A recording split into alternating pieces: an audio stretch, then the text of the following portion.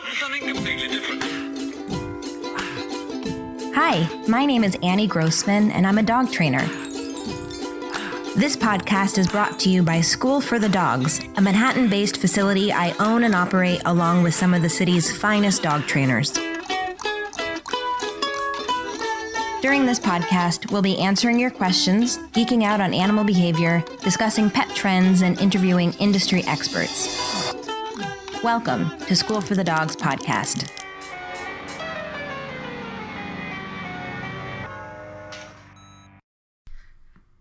Hey everyone, thanks for tuning in. I am here with my friend Milla Chappell, who is an incredible dog photographer.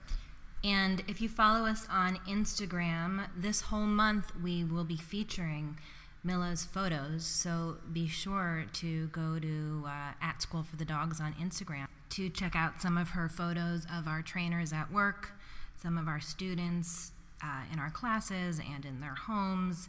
It's really awesome. We're really excited about it. Milla, thank you for agreeing to talk to me. Thank you for this new podcast. Absolutely. So I first met Milla because she was taking photos of some of School for the Dogs' clients, and I was seeing them on Instagram, and I was like, who is this photographer that's doing such an amazing job, not only of getting great pictures of the dogs and having, technically beautiful photos, but also I felt like they were photos where I could see the personality of the dog coming through in a really special way. I remember in particular Bane, the bulldog. Yes, of course. People might be surprised that your background is actually more in the veterinary field than in the photography field, at least as your family goes. Is that right? Yes, exactly. So I grew up in a home with two veterinarian parents. My grandfather was a veterinarian, and then both of my parents are veterinarians, so that has been our world. From as young as I can remember, that's, the world that I grew up in. Did you just think everyone was a veterinarian? Well, I do remember when you bring your parents to school, and the parents talk about what they do, I always felt like my parents have the coolest job. They would bring in, dogs and cats, and I always felt really proud. I loved growing up in a veterinary home and in a home that loved animals, and it was great fun for a kid. What kind of pets did you have when you were growing up then? We just had the standard 2 dogs and a cat, but my family did always bring home animals that they were treating. So we raised a number of we raised squirrels and raccoons, and wow. We had a pig in the garage at one point, and we had a variety of things that my parents would treat and we would bring home. So grew to love all types of animals, but 2 dogs and a cat, that was our standard fare. Mm-hmm. And did you think, gosh, I want to grow up and be a vet then? I did, yeah. So I thought I wanted to grow up and do exactly what my parents did. When I went to school, that's what I started doing, but it just wasn't a good fit. I hated the classes. I wasn't doing well, and was finding that what I really enjoyed was studying literature and linguistics and something totally different. So. Oh, right. I forgot about your linguistic background. We need to talk about that too. I think it's interesting because so many people who work with pets, it's almost like the joke when you read anyone who works with dogs, especially on their webpage or whatever, it would be like, Susie has always loved dogs, or totally. And I'm like, can we get more creative? Exactly. Well, we've all always loved dogs. Who doesn't always love dogs? I know, right? I know you want to be. I always want to read like Susie actually used to hate dogs. Exactly. Used to be terrified of dogs. Chihuahuas were the worst. But it's the cliche. But you came from a home where you didn't just love dogs. You were surrounded by people whose lives were devoted to taking care of them. Yeah. So I think that's interesting. But I also think it's interesting because it sounds like you, like I, as a kid, never occurred to me that there were jobs that you could do with pets outside of being a veterinarian. Exactly. When I realized that veterinary medicine wasn't going to be a good fit for me, I never even thought about like how else could I work with dogs until much later. So. Yeah. And actually that's one thing with this podcast where I feel like maybe I can encourage young people thinking about professions to think about other things more other creatively. Yeah. Because there are lots, being a vet is a wonderful job, but there's so many other things that you can do. Right? Yep, exactly. Did you see downsides of being a vet for your parents? Absolutely. I mean, my parents were they worked really hard. So they owned their own practice. So it was just the two of them. Where was this? It was in Central Florida. And so they were just always very busy. It's a very demanding, they had employees and constant, dogs boarding, dogs under their care. It's a 24-hour day, 7-day a week job, no matter what, when you're in your own practice like that. So it has its upsides and its downsides for sure. How did you then come to study linguistics? So I just in school enjoyed literature and linguistics. So I did. That's what I studied. I have 2 master's degrees, one in literature, one in linguistics, and I did teach for a while in Pittsburgh. And while teaching, and I love teaching, but while teaching, I started working with a photographer just for fun to make some extra money, and discovered that was really my passion. That was what I wanted to do. So, so you already had 2 masters when you started. At that point. Wow. So, I learned a lot through those years in school that I'm using all the time, but I'm not specifically using the degrees, which at first felt like, is this a waste? But I feel like to do what you love to do is more important. So, so I started working with her just for fun, and then really quickly realized that this is what I want to do. I just need to learn and get better. And but you weren't initially shooting animals, were you? No, I photographed weddings. Human animals, perhaps. Human animals, yeah. I photographed weddings for 8 years full time. So that was what I did. Engagement sessions, families, babies, that sort of thing. But weddings was the main focus for all those years. So all of those years, I learned to be a better photographer. I learned to deal with people. I learned to run a business. And on the side, I started doing engagement sessions where people would bring their dogs. And of course, those were the most fun. And so just started wondering, is this something that people would be interested in having on its own? And really, it just very slowly grew into what it is now, into Real Happy Dogs. What's funny is something unusual that both you and I must have in common is we've both been to a lot of strangers' weddings. Absolutely. Now, why have you? Well, I was a journalist for 10 or so years full time, right. And one of the main things I did, one of my main beats, happened to be writing about weddings and engagements. Are you serious? Yeah. Oh, we have so much in common. So I used to go to, I didn't have to go to the weddings of all the people I wrote about, but I wrote a lot for the vows column of the New York Times. Oh, wow. And for that, I went to a lot of strangers' weddings. That's really interesting. And until I kind of hit my fill and was like, I can't do this anymore. Yeah, I hit my fill too. Did you find it draining sometimes going to people's weddings and you didn't know? I really loved the weddings themselves, but the pressure of weddings. I love doing weddings, but it's a very stressful job. You only have one shot. There's a lot of pressure. Yeah.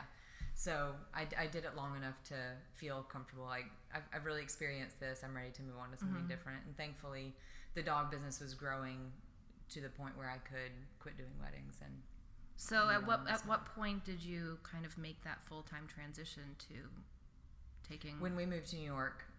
So 2 years ago, we moved to New York, and I made the transition to photographing dogs full-time and closed the wedding business altogether. So, but you had started Real Happy Dogs before that. Yep. So tell me about the name Real Happy Dogs. I love that name. We brainstormed the name for so long, and I feel like it's the perfect fit for what I do. So it has 3 kind of parts. Real meaning photojournalistic. I try not to do too much posing. It's very kind of hands-off, fun, interactive, real. And then happy, my focus has been working with rescue work and with just families with dogs that I really want the photos to capture the happy spirit of dogs. So even with rescue work, I want the photos to reflect that.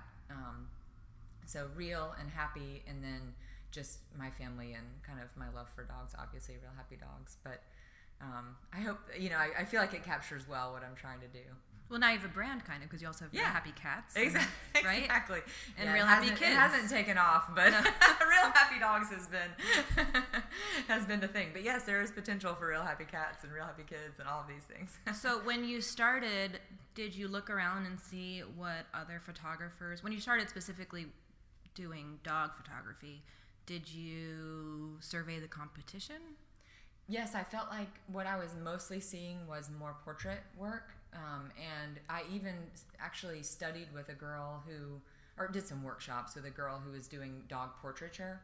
And what I found for me is that I found it to be very stifling. Like, it was very hard to, I felt like it was going against the dog's nature to try to have them really like sit still and be this certain way. And for me, what I loved doing was just letting them be dogs and photograph that. So most of what I was seeing was portraiture. So I thought, this is something a little bit different if we could just do very lifestyle, very photojournalistic. And it has been. I think it's been something a little bit unique. Yeah, well, it seems to appeal to people. Yeah. Did you have any inspiration, other photographers that you saw that were doing things that you liked, or even in other arenas?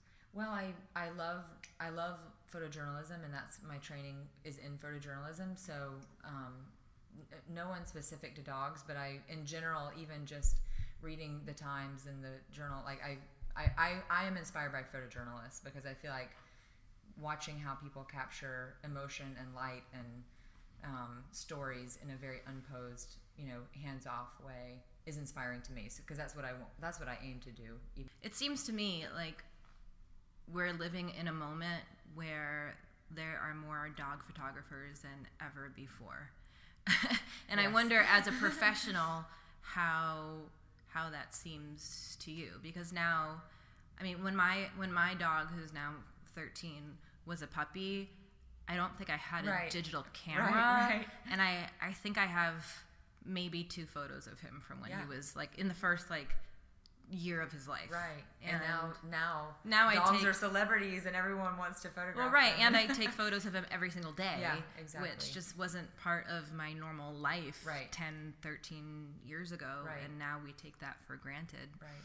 I wonder, as a professional, how that's affected your business. Does it make people, you think, either... I mean, I would think either it would make people more educated consumers about what a pro could do, or it would make people dismissive and think like, well, I could do this too, or I am doing this too. Totally. I think it's both. I mean, even in wedding world, it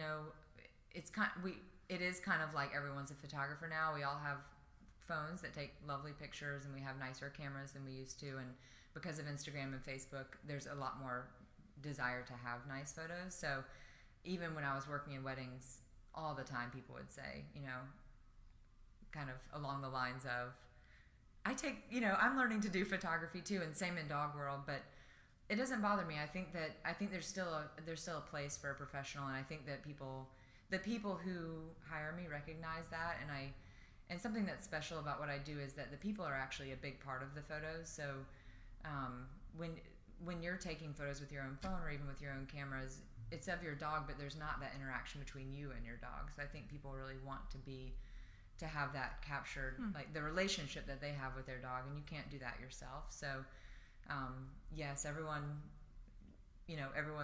learning to be a photographer in their own way, but I think there's something special about having the relationship that you share with your dog captured by a professional. Do you advise people to take better photos of their dogs with their phones? Yeah. Or do you advise people to not use their phones and use a better camera? Or? No, I think phones, I rarely pick up my camera if I'm not actually going to work. I use my phone for everything, and I think absolutely use your phones. I do see things a lot, scrolling through Instagram that I'm kind of like, oh, or if you would have moved to the left a little bit, of course my brain, I can't help but notice those things. But yeah, so I think that one of the biggest things that I notice is just watching your backgrounds. So when people are taking photos, and I do it too all the time, but I am, I'm pretty aware of it now, that, just to be aware of what's behind you, to position your dog, in a clean spot on the background, to make sure there's no trees growing out of the head, or, those sort of, you'll see funny things when you start to notice this. So that's a big thing. I think that's the number one thing that I can advise, is just to watch your backgrounds. Always watch what's behind you, and to move around. So for example, if you're in the park and you want to take, it's a beautiful day, you want to take a photo of your dog, to take some from the front, take some from above, take some from the side. Sometimes what I have found is when I'm shooting a session, the photos that I end up loving the most are the unexpected ones, the ones when I got up and moved to the other side, or when I looked, what's the background going to be if I go to the opposite direction, that sort of thing. So I just think play around, move from side to side, take change from your above, angles, take from below. Last year we had a whole bunch of little like Fimo Sculpey kind of dogs made by this woman in Rome who makes these tiny miniatures, and I sent her photos of the dogs that we were going to have made, and when we got them back I realized that all the dogs are looking up. Yes, and exactly. And at some point I was like, oh, it's because in the photos that I sent her, all the dogs are looking up because we're so human-centric as humans. It's so true. That we don't get down to their level. Yes, exactly. I really joke when I do dog sessions, my knees are all the time bruised because I spend 90% of dog sessions on the ground. So I think that's a really good point. Oh my God, my down jeans. On their level. I mean, just as a in working with puppies and dogs, my jeans. I go through so many jeans. Yes. The knees. Yes, we need to wear knee pads. Knee pads. Like the volleyball knee pads that we used to wear in high school. I'm like, this is what I need for dog sessions. Well, the doggist. Yes, he wears knee pads. See, and I've seen him around the city sometimes, Yeah. and I'm like, that must be the doggist because I don't know what other photographer would be wearing knee pads.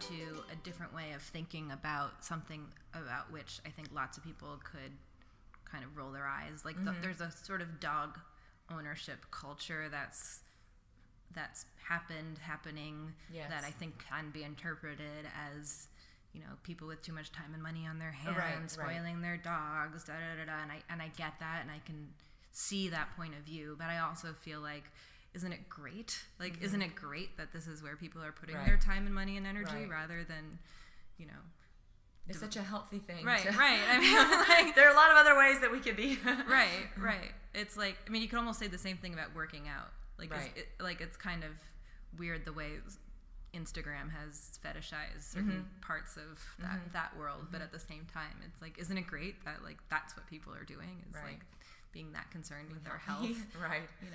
And isn't it great that people are wanting to bring their dogs places and take photos of their dogs and buy their dogs funny toys, like even if the dog doesn't know it's funny, and even if you're not like an official pet photographer, just if you're really into taking photos of your dog, either way you're spending a lot of time looking at your dog, watching your dog, noticing your dog.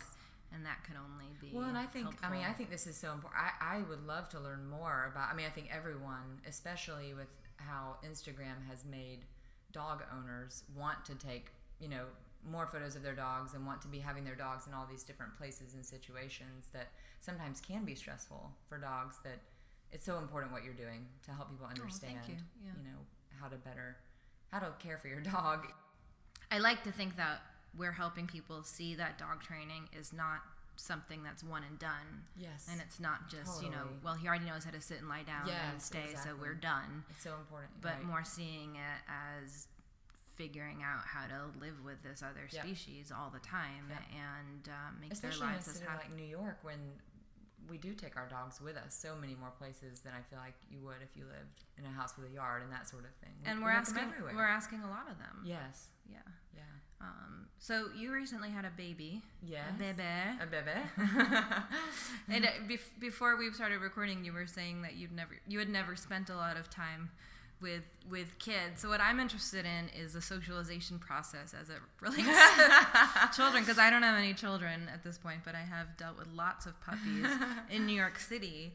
I myself grew up in New York City, so I wonder, having grown up in New York City, in a way, it's something I don't think about that much, but you not being from a big city, having a baby here, like, do you feel like you're giving her an education about the world, or do you feel like you're asking a lot of her? I think New York is, it's only been a year and a half, but I've loved having her. I hope we can be here and that she can grow up here. I just think it's wonderful. It's every day. It's a lot. What I have found is that it's a lot more social than life in kind of suburbia. Every day we're spending time with neighbors and with meeting new people at the parks, and she's, riding on subways and seeing people that are all different types of people from all over the world and hearing new languages every day. And it's a socialization process. Yes, yeah. I think it's amazing. And I wish that, I wish that I had more of that in my childhood, and I really hope that we can be here and she can experience that all the way through. Have you ever thought of that, like dealing with puppies versus dealing with babies? No, but I mean, honestly, that's a very good comparison because it is all socialization. Yeah.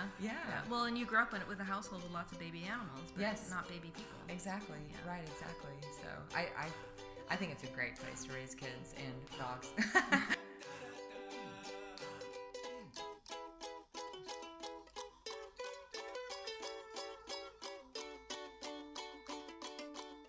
So when someone books a session with you, what's the process like? What's the first step? So when I show up to a session, what I usually do, actually before I show up, I ask them what their normal routine is. So what do you love to do? Tell me about like a typical Saturday. What would that look like? Do they like fill out a survey or? Yes, just an email online with some questions about what their typical day would look like. And, I ask, what are some of your dog's funny, habits or quirks or things like that. Just so before I even show up, I have a pretty good sense of what the dog is like and then what their family life is like.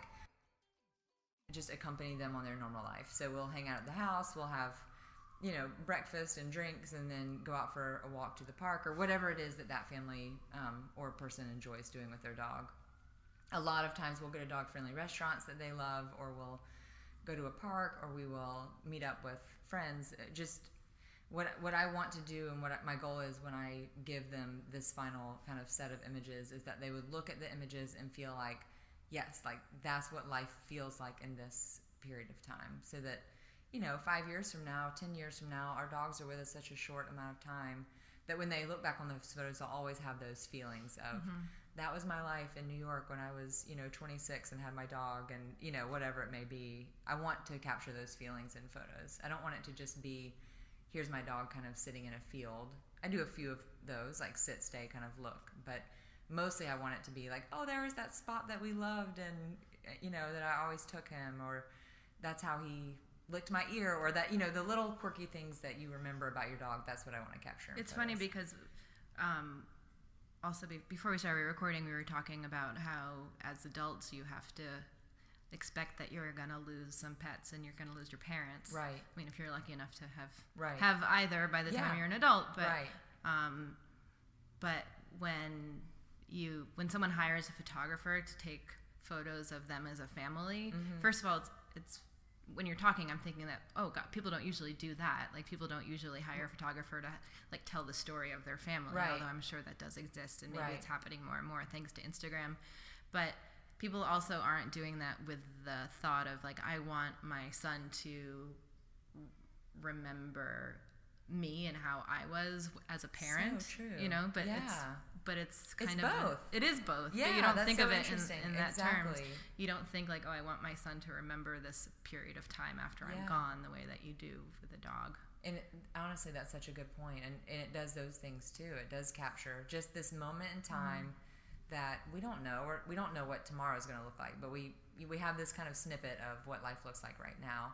Before my dog, the first of our two dogs passed, I had a photographer friend come over and do photos of our family, and I had no idea that within the next year we would have moved, we'd be in a new place, we would have lost both of our dogs, and those photos are probably my most cherished photos because it's both of our boys, it's in our home that we love in Pittsburgh, just very sweet, very everyday, and I had no idea at the time how much they would mean to me. So, wow.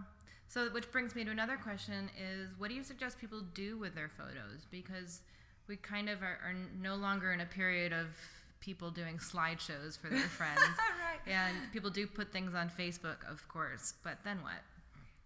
Where do you keep your favorite? I love to encourage people to print their photos and to have them in their homes and to. I love to put them on cards. I think greeting cards are actually a really great way to just enjoy. Like for my daughter's birthday, I just had a set of greeting cards made with her picture and a little thank you. Prints for your walls. It's also affordable now that you don't have to feel like if I get a print for my wall, it has to stay up for the next 5 years. It's get a little set of prints for your wall. Enjoy the photos of your dogs. I mean, even Instagram photos. There are ways to have them printed and just switch them out, Are there certain services that you like to use? I love Mixbook. I think that they're a great company, they have a great vision. Their products are beautiful. I have their albums and their prints on my walls and on my coffee tables. So I recommend Mixbook. I love mpix.com. I love MPix? Mm-hmm. It's a photo printing. But really, I think I'm not even super picky. I just feel like the more that you can print them, put them on your walls, put them in albums, and enjoy them, the better. What kind of camera do you use? I shoot with a Canon 5D Mark III, and I have a very simple setup. I use a 50 millimeter and a 35 millimeter. I've pared down my equipment over the years, and I think that especially for dogs, I want to be able to be jumping up, down, moving with them. I don't want to have a bunch of heavy gear, so I shoot with one camera and 2 lenses, and that's it. Wow. And you mostly use natural light? Almost entirely. Flashes with dog. I used to shoot dogs in a studio situation. I just didn't like it. I felt like it was too forced. It was stressful for the dogs. I want it to be very comfortable for them. So I don't use a flash unless it's an event and I know that it's going to be dark. Do you use a squeaky toy or any crazy? I love the little Kong balls. Little tennis balls? Yes, they're amazing. Gets the attention every time. And they fit in the ball of the yeah, ball I can keep them. I actually keep them in my pocket, and I can just go squeak, squeak, squeak. I don't even have to take it out of my pocket. Oh, that's smart. That's a good tip. Yeah, there you go. Do you have any funny noises that you make? Oh, all the noises. Let's hear. That's the best one. Or actually, cat noises will often really work. Like yes, high pitch. I get the head tilts. I'm trying to think of my noises now. Yeah, I would love to hear your noises. You know, out of the moment, it's hard to do it. Right. Yeah. There you go. Exactly. See, we're pros. This is what people hire us for. Yeah. Oh wait, here's my favorite one. Oh, I need to learn that one. You have to say "girl" in the very back of your mouth, and don't. One day you'll learn. I know. I'm gonna have to hire you to train me in your noises.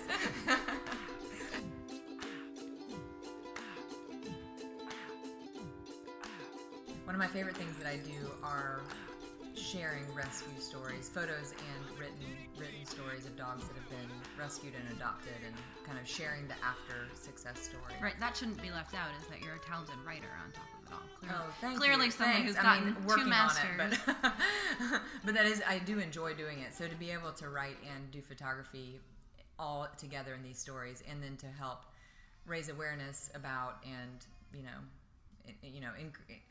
raise awareness about and just celebrate dog rescue, to me is really, I love it. Is there a rescue story that stands out in your mind among all of them? There are so many, honestly. I mean, the first one that I did was Emoji the Pug, so that one will always stand out in my mind. He was a senior rescue pug who, his mom she's just one of the most wonderful, devoted dog moms I've ever met. Her name is Mary.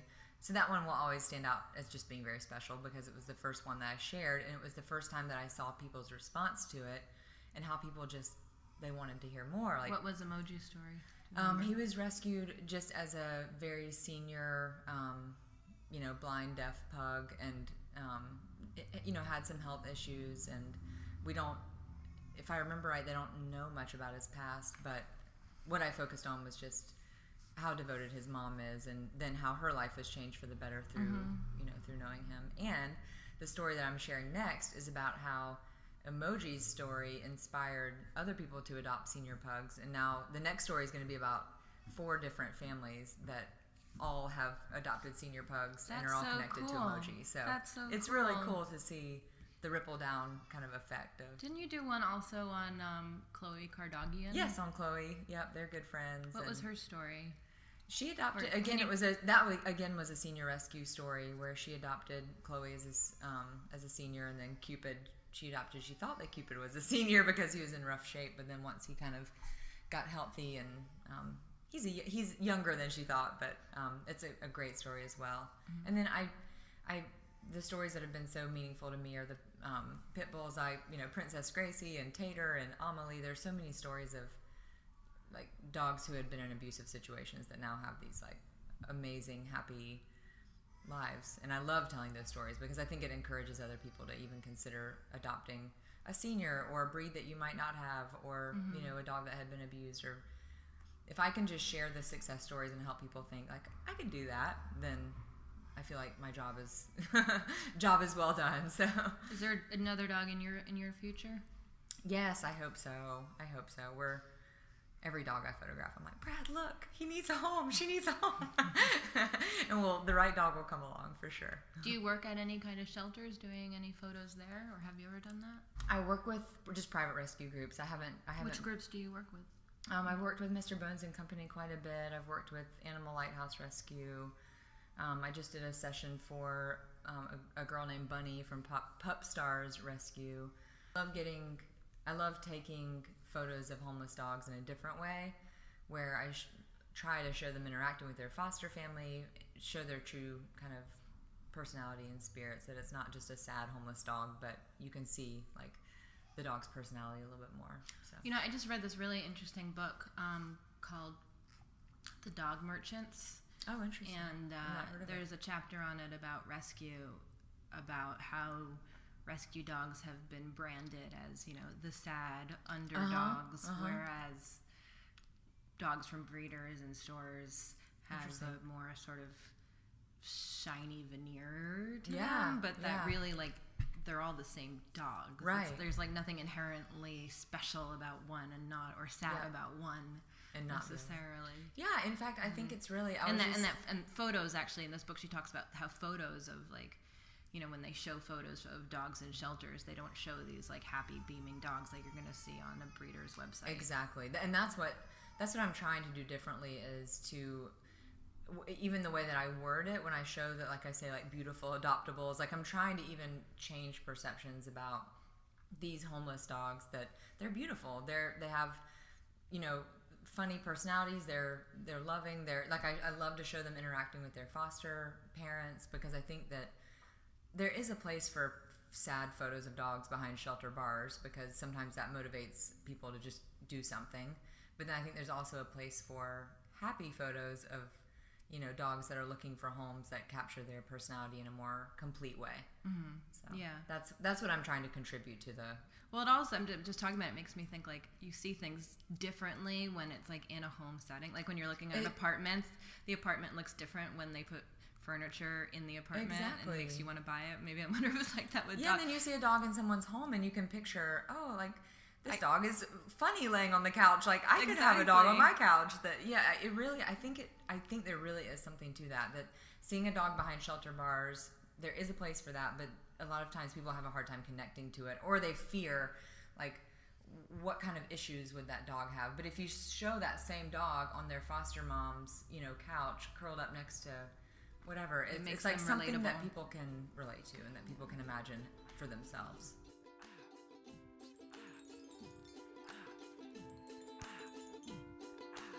Our fun dog fact of the week is about dog tongues. Did you know that when a dog drinks water, they actually drink it into the bottom of their mouth? Their tongues form a ladle pointing downwards, and with very swift speed, they're able to kind of spoon the water into their mouth with that downward curl of the tongue. Our woof shout out this week is to Milla's brand new dog, Mona. Mona is a beautiful gray rescued pit bull, and shortly after we recorded this together, I think maybe a day afterwards, I got an urgent flurry of text messages from Milla saying we had to include something about Mona, but Mona hadn't been in her life when she and I met.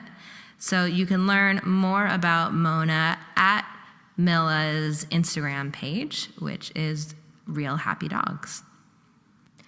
I also wanted to reach out and say hello to Matt Volkov, who follows us on Instagram and had a question about something that we often have our day school dogs do, which is learn how to push something. He was watching a video of one of our students, Meatball, pushing a cone around the ground, and he wrote and said, "What does the cone pushing teach the pup?" Which is a good question. So pushing a cone is just one of the many things that we teach dogs that I would call perhaps concept training more than specific behavior training. For instance, one of the things I teach pretty much every dog I work with during the first session is to do a simple hand touch, which is just teaching them, like, if I touch X to Y, then some good thing happens. And beyond that, you can use that hand touch to then teach lots and lots of different things, as well as teach things that involve this simple concept of touching X to Y. And once you have a dog who is good at understanding that concept, you can build on it even further. For instance, I want you to touch your nose to my hand with duration, right? I want you to keep your nose there. Or I want you to push my hand really hard, which is kind of what's happening when you're pushing a cone on the ground. So at the surface, a lot of the things we teach don't have utility necessarily in and of themselves, unless you have a dog, I guess, on a field and you want them to move around cones. It's more just warming up their brain to these different kinds of concepts and challenging their brains by giving them new obstacles. Why might you want to eventually teach a dog to push something in a useful way? Well, you could teach a dog to push an elevator button. You could teach a dog to close a door or close a drawer. You could teach a dog to push something to you on the ground if you can't go and reach it. Really, there's so many things that we can teach in just everyday training when we're trying to do fun stuff and keep their brains occupied that could eventually translate into service dog type training, or even just fun training that you can show off to your friend, right? Like, check out how my dog pushes the elevator button. But my feeling is always the more things you teach a dog, the better they get at learning. And whether you're teaching something that's clearly useful for some immediate purpose or not, you're still working out your dog's brain and having fun doing training together. So that's the long answer to the question of why would anybody want to teach a dog to push a cone on the ground. Anyway, thanks for writing in, Matt. And if you have any questions for this podcast, email them to podcast@schoolforthedogs.com, and I will gladly answer them. Thanks so much for listening. You can support School for the Dogs podcast by telling your friends about it, leaving a review, or shopping in our online store.